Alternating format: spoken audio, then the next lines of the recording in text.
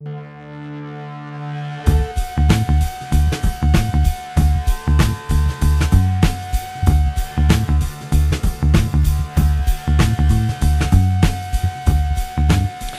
everybody, to the Nightly News Podcast. This is Professor Paul Miller, and I'm sitting here today with the Director of Residence Life here at Central Penn College, Lindsay Garber. Lindsay, welcome to the podcast. Thank you, Paul. And am I correct? You were on another episode before, so this is not your maiden voyage, if you will. No, I have been on before. All right, well, we appreciate having you back. Well, the big focus of today is the College Pantry, something that you were instrumental in putting together here for the students here at Central Penn College. It's a food pantry that is not just open to our on-ground students, but our evening and online students as well, simply by filling out a form in which you can find the form in Student Central. And we will also put the links associated with that if any students are interested in taking advantage of this opportunity. So let's start at the beginning. Can you tell me about how this first got started and why, or maybe how did you realize that this was something that we were missing and that it was needed here on campus? Could you just describe, sort of the early stages of putting this pantry together? Yeah. I would say it started with the SGA group. Morgan and Isaiah had been talking with students, and there was a concern on campus about students either running out of meal money, not being able to afford to purchase meals, and we wanted to do something to help alleviate that because a lot of our students come, college it's becoming more and more of an issue across the United States of food insecurity with college campuses. So we wanted to see how we could help alleviate that for some of our current students. Well, one of the things that I think in just doing a little research for the show, this is actually something that, in terms of college food pantries, is really an initiative that's really been going on nationwide.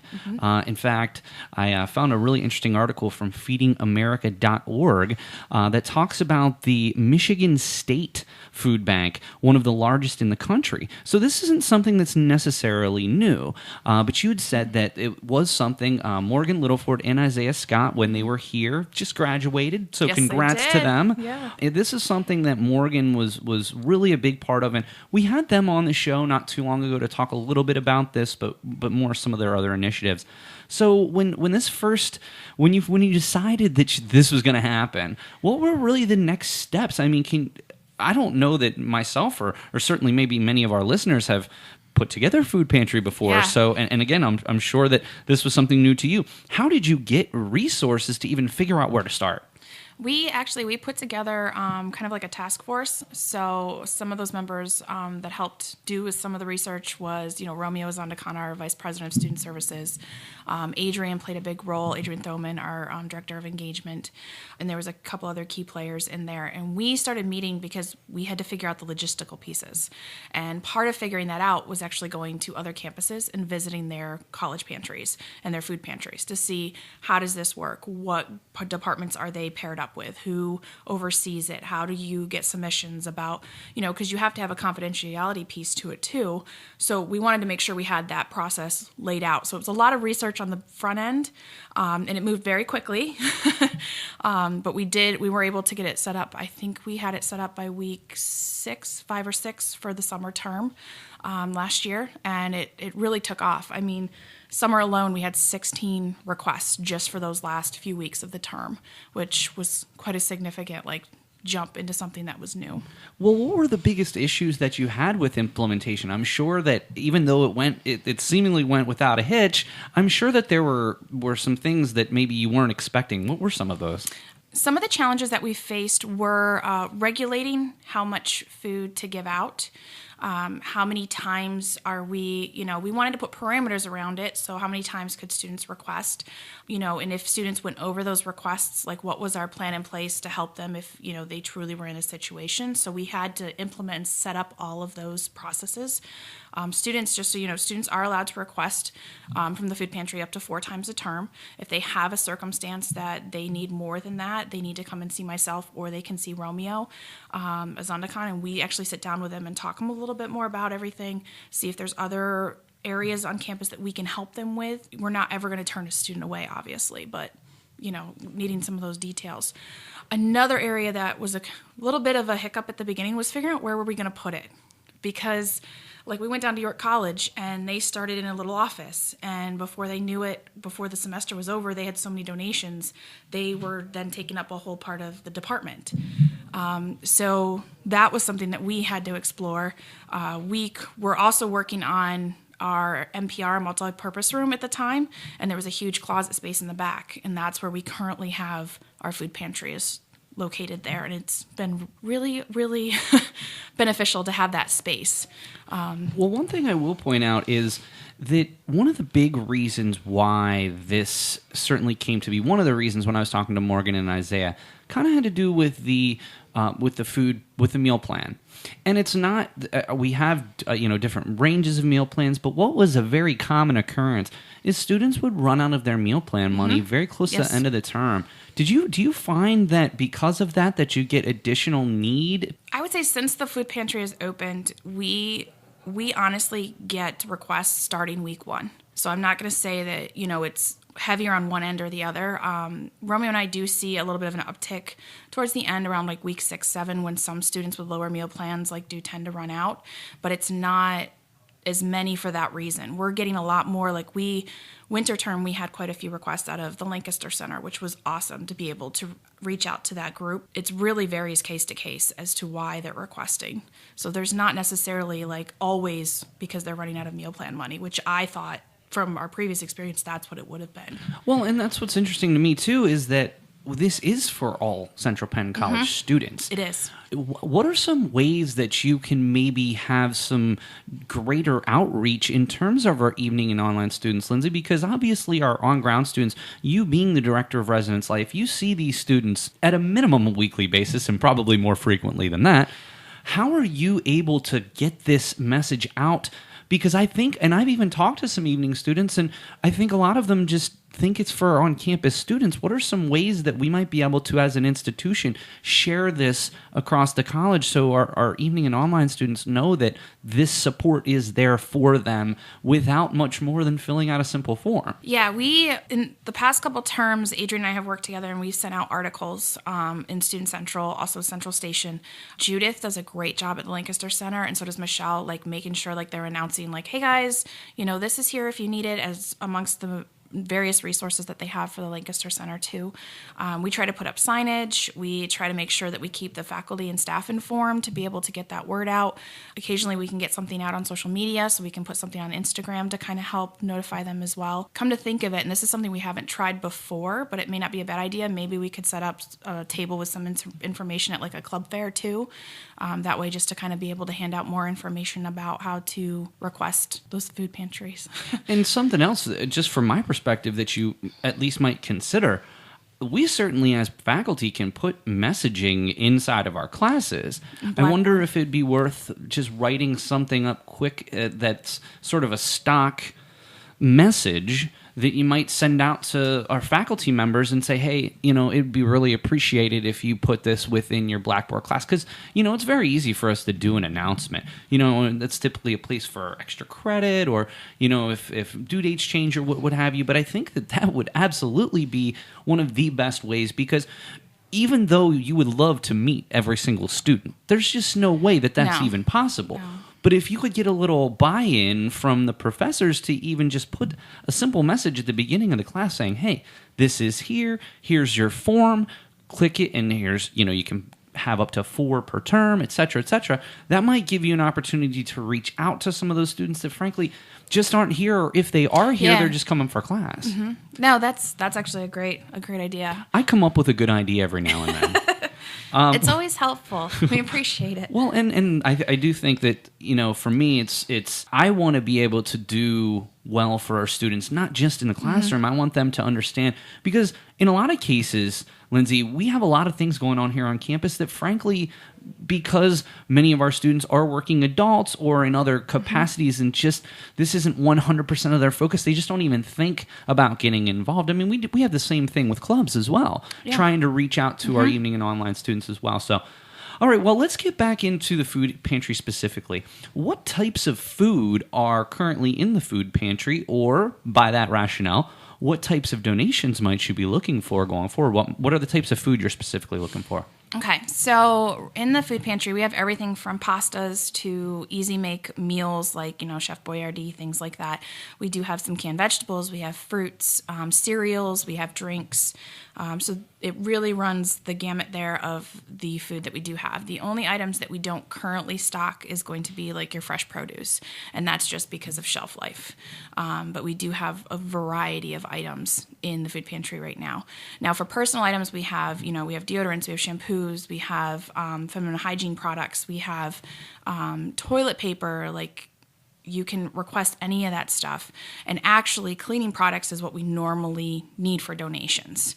Right now, we just took a pretty good-sized donation just from the college campus, bringing in some items for a dress-down day. So we're pretty good on the food side, but we could use some more help on the cleaning product side. Well, and I think that's a very interesting part of this because, to be perfectly honest with you, when you think of a food pantry, it doesn't first occur to you that there are other, whether it be hygiene products or cleaning products, that are also available there. So I think that that's something that's awesome, and I'm so glad that you're doing. Mm-hmm. But that's another sort of situation.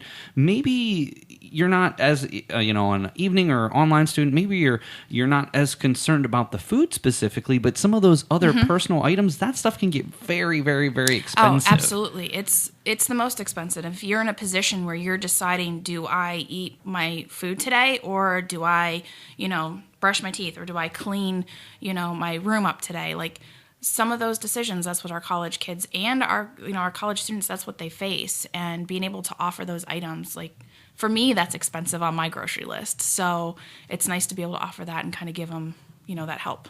So on a recent episode, we had Dylan Kleintop on, as well as the people from Cooking with CPC, Mary Beth Fisher and Dan Garissi. Mm-hmm. And one of the concerns that Dylan voiced in terms of the food pantry was that the students don't really have, in the suites currently, a kitchen to cook.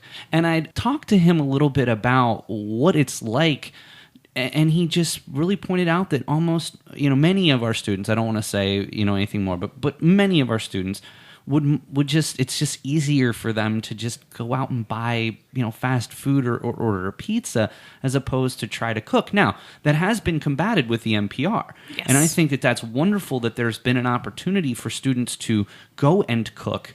But then the second thing that Mary Beth talked about was that a lot of our students don't have the skill to cook, hence the reason of the Cooking with CPC. Mm-hmm. What are your thoughts on that? And when we think long-term about, opening, getting more students into the apartments where cooking is going to be a little bit more easier, do you think that maybe these cooking classes might be a little bit more frequent?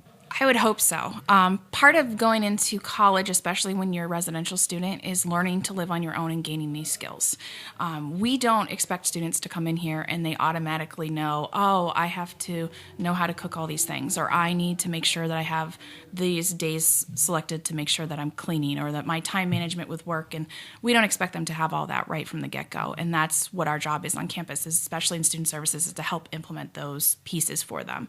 See, Cooking with CPC that took off like a rocket. Like, that has been really awesome. The students loved it, and they really, took notes on, how to measure and how to, follow instructions like in a recipe. So that was really cool.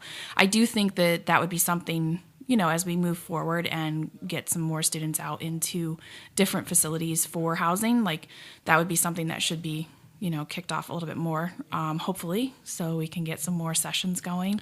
I've already been recruited for the summer. Yes. Yes. So we've got a couple of ideas of what we're thinking about doing. But one of the things that Mary Beth also said is that some of the meals that we're going to be preparing are being prepared with food from the pantry, which I think is super unique because even in canned goods, there are expiration dates. Yes. So we want to try to alleviate waste as well, which also, it's kind of tough. So you just mentioned, one of the big things you're looking for, cleaning, hygiene products, because at this point you feel that the food you're in a good position with the food. Yeah. So we'll never turn any donation away, but if we had to have a list of a high priority, it's typically clean and the hygiene products. But I'm very much looking forward to the Cooking with CPC. We haven't really talked in a whole lot of detail. I have a couple of ideas, but we're going to let them get through this one that's coming up on May 15th. And I will look forward to. I'm sort of an amateur.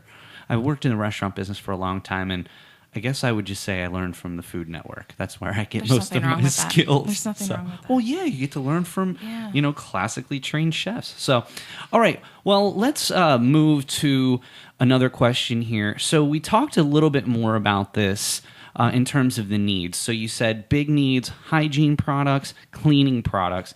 So who are some of the people that have been aligned with the College Pantry? I will point out, and we've talked about this before, we did one of our fundraisers at one of the recent CPC film series events, in which we asked for cash donations and food donations, and we were able to donate $50 and a basket full of food. Yes. So we were very, very pleased to do that and to be able to give back to the pantry in some small way. Who are some of the organizations on campus who are helping out?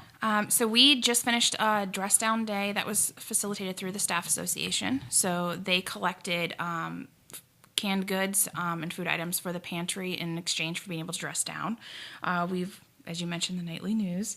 The social committee has also done donations in the past and fundraisers. The Education Foundation board members actually did a drive back around the holiday time, and they sent whole baskets full of cleaning supplies, which was great. Mr. Todd Milano has been in a couple times donating, so that's always nice to see him pop in, and he's always got boxes of cleaning stuff too, so that's great. The PA Media Group brought 2 huge baskets full of different food items and things like that, and they also gave us gift cards for Giant and for Weiss they went out and actually facilitated the donation for them. So I thought that was really cool. And then we have our professional studies group also did our faculty members from that group also did a food drive, and they also did a monetary donation too. So we have donations coming in, and it's great. We also have the daily bins around campus, so you'll see the little white baskets. Feel free, those get checked either by my staff or by the SGA. They'll go around and pick things up, and they drop them off to the office, and then we get them stocked on the shelves and rotated. So it's always a daily thing, and we love seeing those donations come in. And thank you all to everybody who has donated, money, food, cleaning supplies, hygiene products. Thank you so much, because really without you, this wouldn't even be possible. Exactly. And so I want to point that out. But on the other hand, and I've talked to you about this personally, I guess in a way, we're all kind of a little bit concerned that more people, we're talking about a very, very small percentage, and trust me, the people that we are helping are I'm sure, extremely thankful. But I know that there are more students on this campus, or even online or evening or Lancaster, that need this. Why do you think there's a stigma around the United States about this particular issue? Why do you think that it's been maybe a little bit more difficult to get more people to know about this and get more involved? I think that stigma grows a little bit from just asking for help. A lot of times when you ask for help and you genuinely need it, you're normally made to feel a certain type of way about that. And that's why I think, even though we do confidentiality and the students will come in to pick up their packages or their donation that we put together, and we don't treat them any different than they're coming in to pick up their FedEx package. Like, oh, hey, yeah, here, let me see your ID. Okay, here you go. Have a good day. Because it's not anything different. People have different struggles in their lives, and at different times they need help from other individuals. And if this is something that we can do to help relieve what they're going through in their lives, there's nothing wrong with that. But I do think it's a struggle, because in the past, you've always been kind of made to feel kind of guilty about needing help like that. I just think that when you read some of the numbers from around the country, this particular article from feedingamerica.org blog notes 40% of students struggle with hunger. There are some that say more than half of students on college campuses struggle with hunger. And we are certainly not immune to that here at Central Penn by any means. And that number is probably a lot higher, to be honest. That's like you said, they're not even touching probably what really is going on. I mean, you hear every day, I see articles all the time that have to do with housing, students living in cars across the United States to be able to afford their tuition to go to class. I mean, it's a struggle that, they just figure out how to deal with it instead of being able to ask for help. And I think the one thing that's really changed a lot of people. I don't want to say changed a lot of people. I think one thing that really shows what Central Penn's doing in the community is things like this, whether it be our free housing initiative, whether it be our food pantry, the College Pantry, and a variety of other things that we're doing. We recognize that cost is the number one issue in college. Hopefully access is much better than it once was, across the board. But cost, I don't care where you're going, cost is a significant issue. So the fact that we are addressing this in a variety of ways, to me, just goes to show the future of this institution's in excellent hands. So Exactly. but again, I just wish more people would take advantage of this. And I think we'll get there. I do. If you look at a lot of the flyers and things we put out, it's all positive. I kind of hesitated to say this at first, but if you watch the commercials on TV for food bank stuff, everyone looks sad. They look sad. They look beaten down. You don't have to be in that situation to need help. You just need to be able to ask for it. Gosh, I wish I could have that same message to my students. Yes. Because I'm in the same boat. I'm just begging for people to email me and ask me their questions, and then people will turn stuff in. And it's like, if you just would have asked when you had a question, it's the exact same kind of thing here. I think... I don't know. I don't know if it's a pride thing, and that's sort of another thing is people much rather would just do it on their own and sacrifice the quality of the product than just ask for a little help. And so I'm hoping that at least with the kindness of your office, with keeping it discreet, I think that's an important part. And I just hope more people take advantage of this because it's such a great program. You're working so hard on keeping this going. And certainly you've worked hard, and Morgan and Isaiah getting this off of the ground. I do remember one thing, and I kind of want to just close with this. I remember having Morgan in here on the podcast just before she graduated, and I was so happy to see her at graduation and say hello. Yeah. I told her, I said, this is something that is your legacy here. This is going to be something that you are going to be remembered for forever, and that is something that there's just not an equal. There's nothing that you could. Yeah, it really is. And for her to be able to go into her next career position and sit in an interview and say, you know what? I helped start a food pantry at my college. That's got to be so much more valuable than almost anything else that you could possibly say.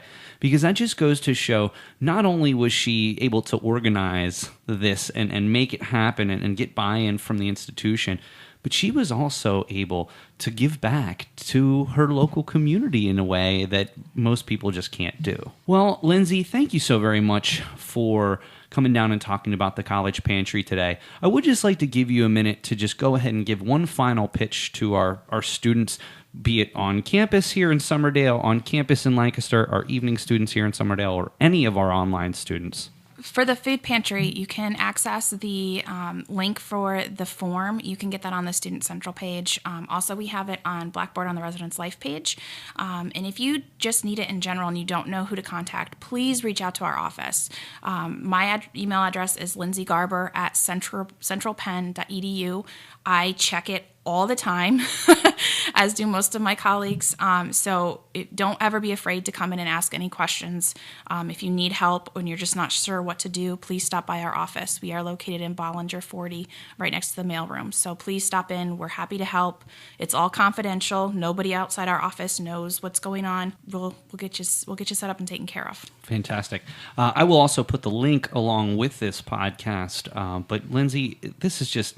It's got to be. I know that I've never done much with this. We did the small drive, and that was fun, and I'm glad we were able to do it. But I've never had the opportunity to do something quite like this. So I'm sure that this is part of your job that really helps you get up in the morning, Oh, absolutely. I think back to when I was in college, and I always volunteered. You never had anything like this? Well, we didn't have them on campus, but we volunteered off campus at different food pantries and in the local community at churches and things. And I always loved doing that, collecting, doing donation drives, things like that. So it's really nice to be able to, see that come to fruition actually on our campus and be able to help keep that going. I love this part of my job. Well, Lindsay, thank you so very much for being one of the main organizers of this and really just advocating just to ask for a little help every once in a while. It's okay to do that. Nothing wrong with that. Nothing wrong with that. Well, Lindsay, thank you very much for taking time out of your busy schedule to join the Nightly News podcast today. You're welcome. All right, well, that's it for another episode of the Nightly News Podcast. For Director of Residence Life, Lindsay Garber, this is Professor Paul Miller, and we'll see you again next time on the Nightly News Podcast. Hello, this is Dr. Marcy Rovin, Assistant Professor of English, and you're listening to the Nightly News Podcast.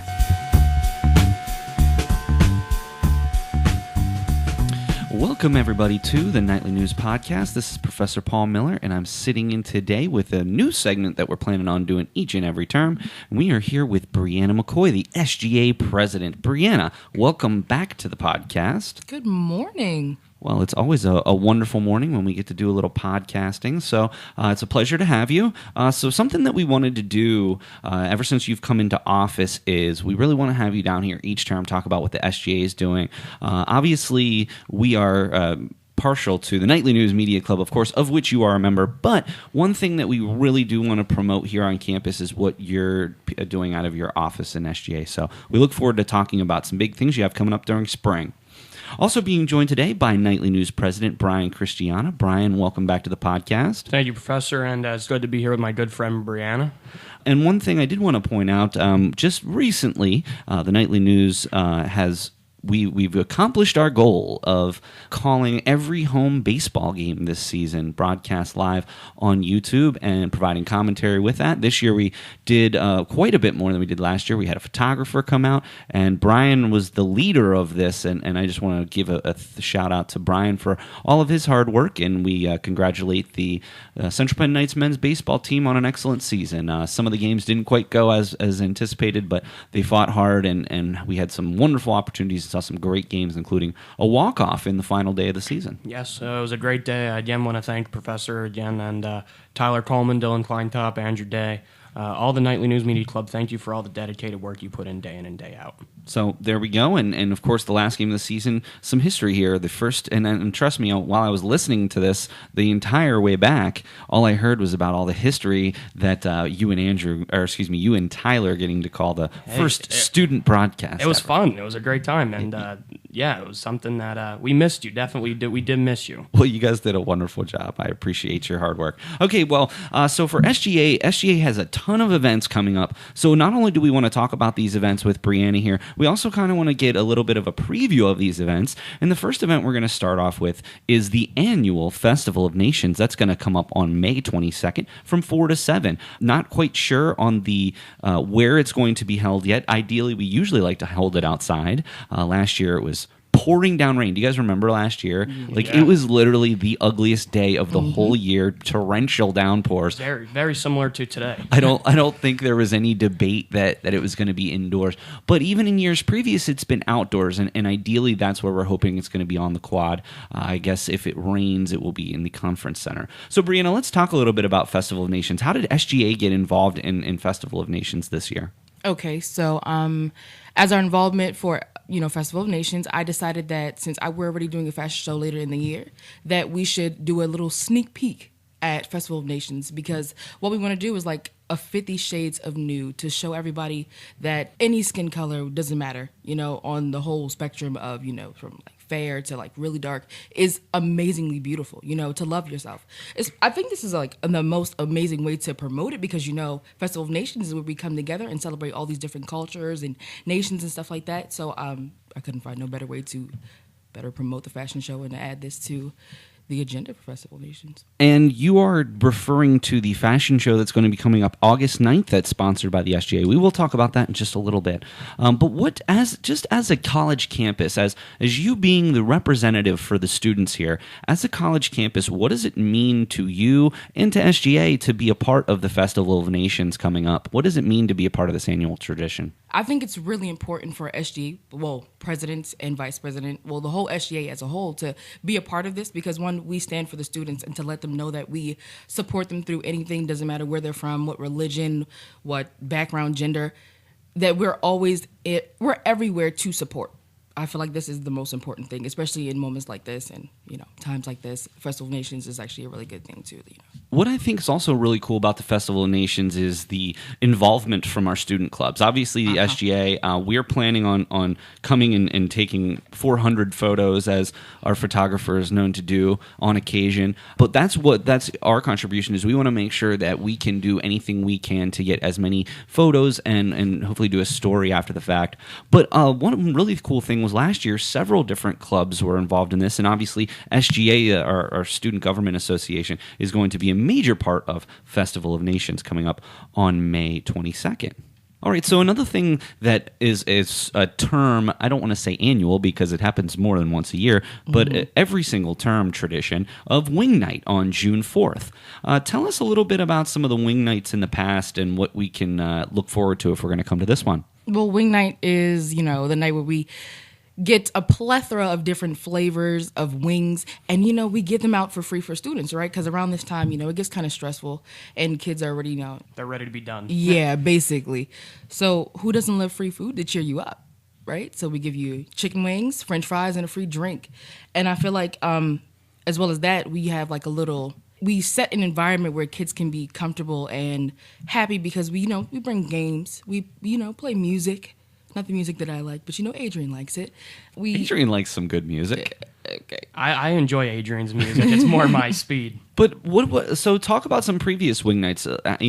Is it a big thing on campus? Is almost everybody here? Do we get some evening students, some commuting students as well? Are they being a part of this as well and involved in the Wing Night? Actually, yes. We actually get a good turnout of evening students because, usually some people can't show up until 6, but at 3:30, you'll see a lot of them start to pour in. So I think this is a good way for me to actually get to know different students around campus because I don't really get to see everybody throughout the day, knowing that I have classes as well. Well, we have 1,000 students here. You certainly couldn't be tasked with meeting every single one. I'm close. But no, I think you make a very awesome point here is that often, and you and I have talked about this off the air, often it's difficult for you to get a sense of what the student body is looking for because, frankly, you don't really get a lot of feedback from them. I mean, you ask for feedback all the time. You're constantly looking for feedback. You send out surveys. You've done a wide variety of things to get feedback. But still, we have about a 1/3 population. 1/3 day, 1/3 evening, 1/3 online. Now, those are just, off the top of my head numbers. And, I know I'm close. So, yes, you probably get to see a lot of our daytime students and certainly our residential students. But, you've taken some night classes, but you don't get a chance to interact with a lot of them because for most people who are taking night classes are commuting here, going to their class, and heading home for the evening. And unfortunately may not have that opportunity to meet with you. So I think that's an excellent point that you're making with Wing Night here, that you do get to see some of the evening students. Now, to that point, what efforts would you say that SGA makes to try to get insight from our online students? SGA has a comment box. I have personally created and placed a comment box downstairs next to the CAF, knowing that, majority of our students do use it and they're going to have to walk past it sooner or later. I make it my business to engage with every student. Like when I'm outside, naturally, I like to, get to know new people, talk to them. Hey, how do you like this and this? Anything you want to see on campus? I make sure to ask those questions when I meet new people. We constantly promote on the Nightway, so that's good because everybody watches it. I like to take trips to actually the Lancaster campus as well to get them engaged more. And that's another excellent point is that, we don't get that opportunity to do a lot with Lancaster too. So I'm sure they appreciate that. Now, Brian, it's funny because each and every term, there's a question that Adrian sends me that I have to answer. And it's, how are you getting online students involved in what you're doing? What are your thoughts on this? I mean, you work at the Learning Center, you do a whole lot of different things on campus, so you see it from a whole lot of different perspectives. How, maybe even has the Learning Center tried to bring online students into the fold? Well, I do agree with you how you say it is difficult with getting online students involved. And actually, I have a friend who I just talked to. I talked to her yesterday. She received her cap and gown, and she said that this was one of the maybe 2 or 3 times that she was on campus and she had no clue where anything was. Some people, and I talked to a lot of kids in my online students, they've never been to They'll campus. never step foot on campus. That's the thing. Until they might not, because some of them might not even walk. So yeah, you might never see them in their life. But yeah, with the nightly news, I mean, it is difficult finding online students, and I mean, we even had difficulties getting in touch with our nighttime students until recently. So I mean, we're starting to do these nighttime meetings, which is great. But yeah, before, I would say 2 terms ago, we didn't have any nighttime students involved with the club. So I mean, now Megan with the Learning Center, I mean, Megan is she's been she's pushing that as much as she can. I know Professor Davis and I were discussing about how we can push online learning as well. So, I mean, it definitely is a big factor in all the clubs here and all the majors. I think what's the most difficult about trying to engage online students, be it from an SGA perspective or from a nightly news or even a learning center, I think a lot of times the online students, they don't know what they don't know. Like, they might not even realize that these things and these opportunities exist. And in part of the reason, and both of you know from being in class with me, one of the biggest things I promote in my classes is career services, even online, because frankly, a lot of the online students don't even know what services we have. They have never heard. They probably have maybe briefly heard the name of Steve Hassan before. And so I guess the point, maybe as a whole campus, and Bree, this is certainly something that we all can talk about here in the future, is, how can we bring these online students into the fold? Yeah. Do you have an online delegate for the SGA? No, we've been looking, actually. And so we're in a situation where we've got a position for student government that's basically and unfortunately sitting vacant because, honestly, I bet most of the students don't even realize that this opportunity even exists. Exactly. And that's the thing. Like, Brian, when we first started the nightly news and when you first came aboard of the nightly news, there wasn't an opportunity to do sports broadcasting. No. How did that come to be? We made it happen. We had to push for it. Right? We made it happen, and we figured out how to make it work. So sometimes opportunities need to be created, and it would just be so amazing if anybody out there is an online student that would be interested in a relatively minor commitment to SGA, to be the online delegate, it would be unbelievably appreciated and valued. So that's one thing, certainly as a club, Brian, going forward, and I'm sure something you're going to deal with as well, Brianna, how we can engage more online students. But I love the fact that the wing night gives you an opportunity to at least meet some of those evening students. All right, another thing I wanted to chat with you about is the ICC. The SGA ICC meeting is going to be June 11th, and that's the end-of-term meeting that you've been doing for a few terms now.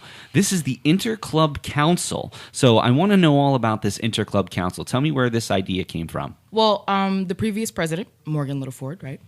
She did this once before, and I actually attended it, and I thought it was really good because we had all the clubs in one area, right?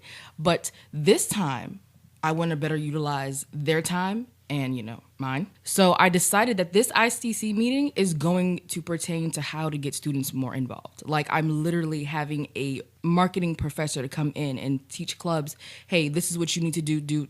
This is what you need to do to better promote clubs so we can get students more engaged in more events. Because I feel like, since I've been here, student involvement has decreased drastically. And it's a little upsetting because, your whole college experience has to do with not only work, but to socialize and to get out there. Brianna, when I think back of my college experience, obviously I made some amazing friends that I still have to this day, but the number one thing that I think about when I think back is my time at the radio station. I worked at the station all 4 years on campus, which led me into the baseball broadcasting when I was a senior, and that was so much fun. And honestly, when I think back about those times, that's what I remember.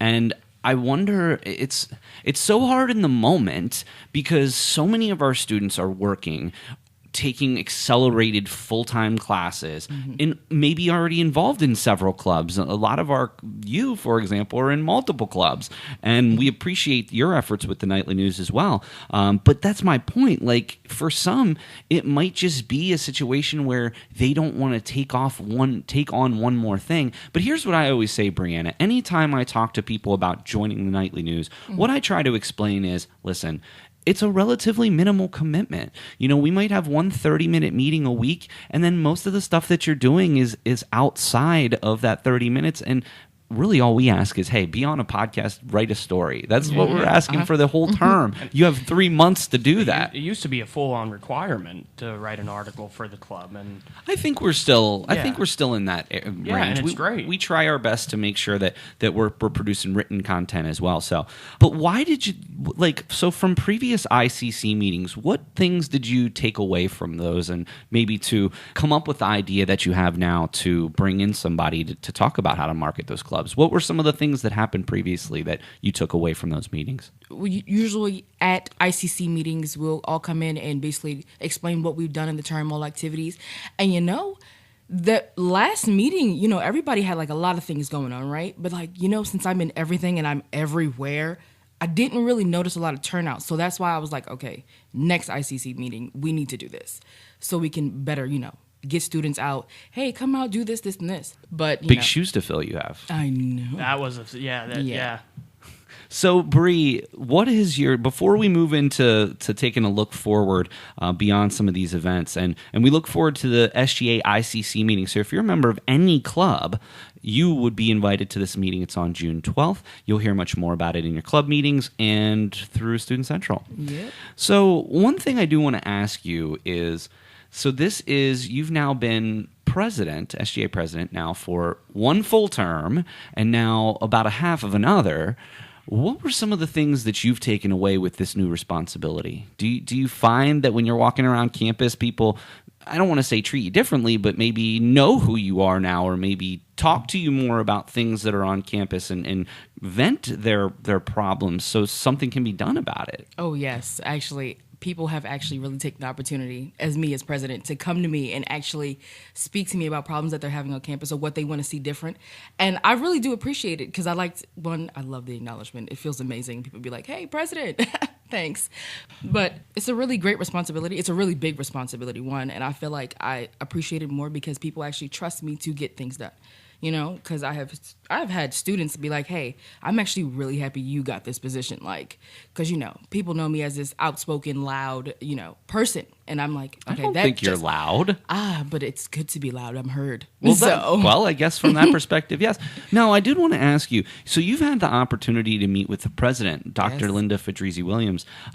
Can you, obviously, I understand what goes on behind the scenes is closed door, and you don't want to talk a whole lot about it, but how have your experiences been in your meetings with SGA? Because you also have to figure at 99% of schools, the SGA president does not have a regular sit down with the president of the institution. So what have you taken away from those meetings? One, can I just say they're nerve-wracking. Do you know how it feels to have the president of your school sitting across from you? Well, I mean, she's my boss, so I have to deal with that all the time. Okay, that's right. I'm so sorry.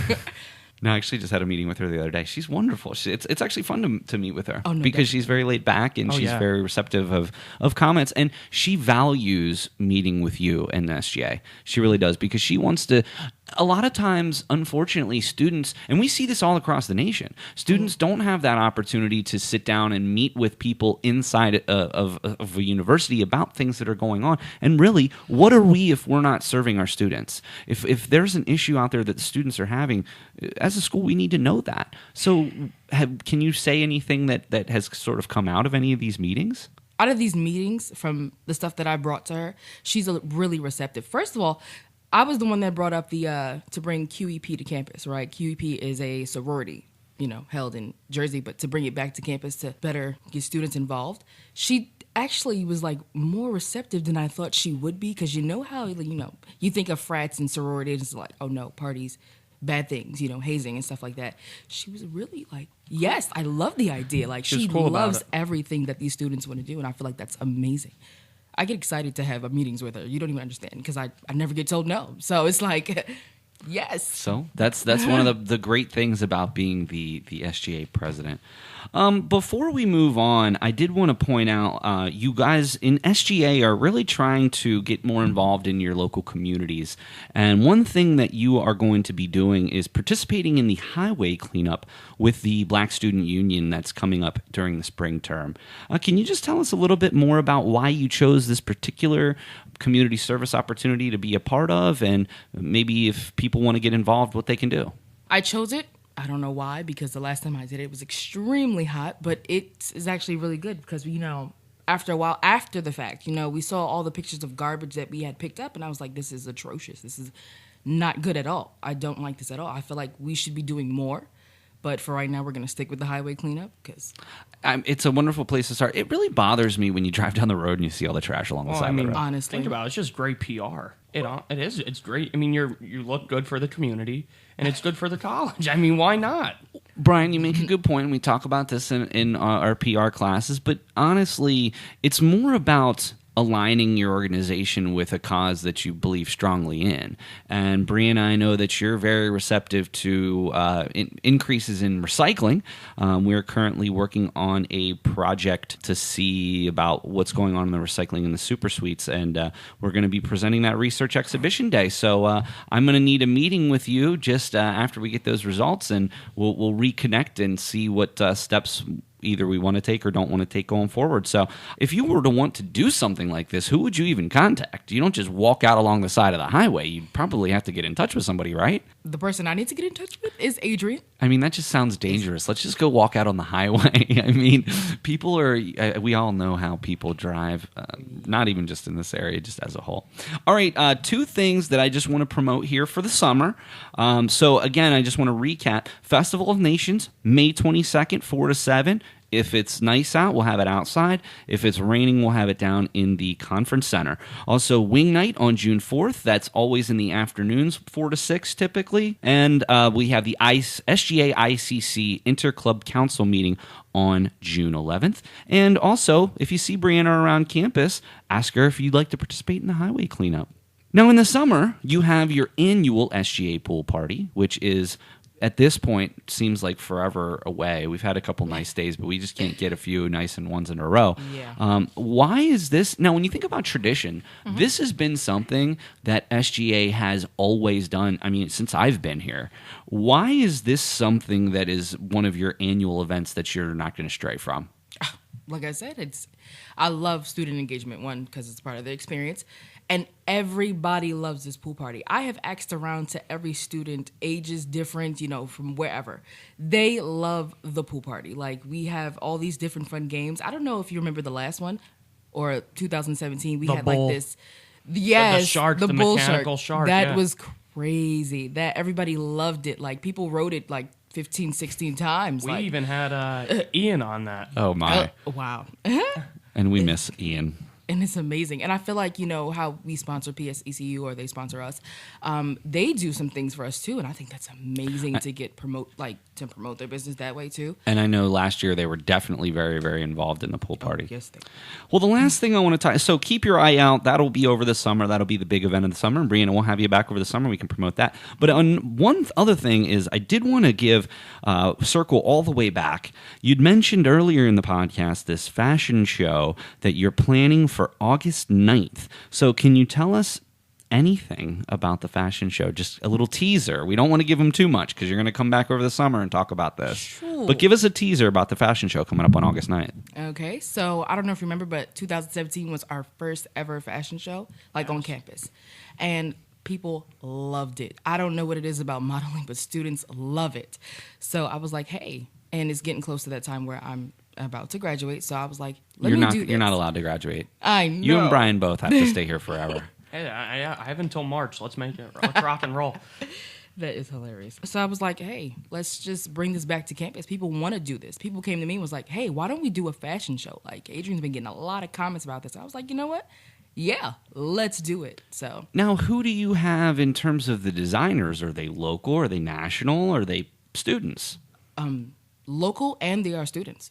Like, we've had student designers before. Oh, yes. And believe me, you're going to love their brands and everything. It's amazing. It might not be my kind of outfit, but it will. Okay. Yeah. So local and students are presenting their designs on August 9th. So, well, I'll tell you what. Let's make a date now. We'll have you back over the summer, and we'll talk some more about the SGA pool party and the fashion show, and a little bit more details. Sure. Sound like a plan? Yes. All right. Brian, as always, thank you. And Brian, honestly, one thing I really would love to sit down and chat with you about is just a little bit more about how to try to engage some other people. Yeah. We are making steps in the right direction. We are working with some of our evening students. We're starting to have a couple evening meetings, just try to keep them in the loop. Tyler Coleman's certainly an evening student who stepped up he big is time. The man. He is a great guy, I swear. And so there's some potential of you guys doing a podcast in the future, which we want to chat about. Wrestling. We'll see how that goes. But I want to thank you for your efforts, not only with just the baseball, but really trying to engage our students both on ground, both evening and online as well. So we got to keep thinking about some ways we can get our online students You involved. got it, buddy, all the time. Sounds like a plan. All right. Well, that's it for another podcast here for the Nightly News. I'd like to thank Brianna McCoy, SGA president, for joining us today. As always, Brianna, thank you so much. Thanks for having me, Professor Miller. And of course, Nightly News president Brian Christiana. Brian, always a pleasure to have you down here at the studio. Great day with my good friends here, Brianna and Professor Miller. Thank you. All right. Well, that's it for another episode. For Brian Christiana, president of the Nightly News, and Brianna McCoy, SGA president, this is Professor Paul Miller, and we'll catch you next time on the Nightly News podcast.